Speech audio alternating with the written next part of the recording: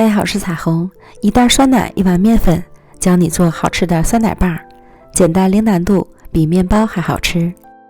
300克面粉里加入一个净含量60克左右的鸡蛋，3克酵母，10克白糖，2克盐，160克稀一点的酸奶，混合均匀，搅拌成絮状，再加入15克融化的黄油，下手揉成光滑的面团。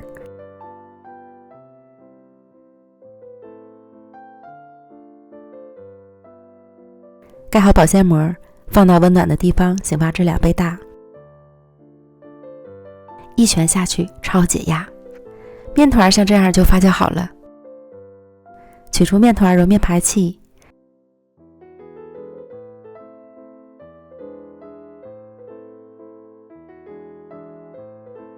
揉光滑，盖好，再松弛5分钟。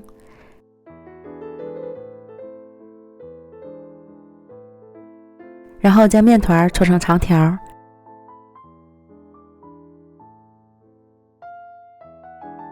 平均分成10个小面剂，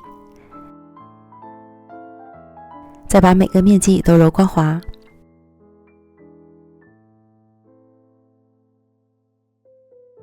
盖好，防止风干。取最先揉好的面团，按扁，上下擀开。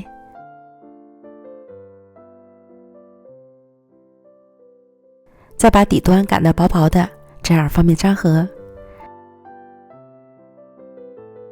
从上至下卷起，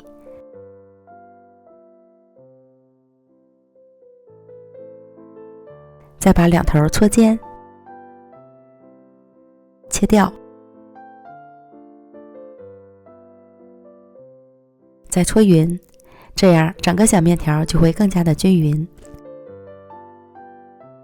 一次把剩下的全部都做完，盖好保鲜膜，再醒发半小时左右。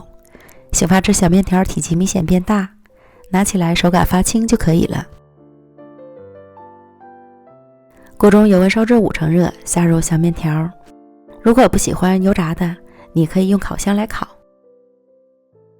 小面条炸至变色后，就要勤翻动，使其受热均匀。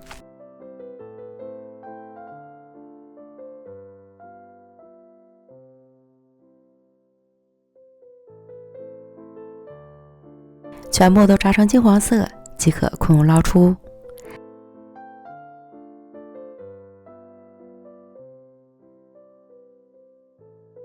这样好吃的酸奶棒就做好了。表皮一层小酥皮儿，内里蓬松暄软，吃起来不仅柔软还筋道。虽然是油炸的，但是却没有一点油腻感，因为它里面是不吸油的。做法简单易上手，喜欢的朋友就赶快做起来吧。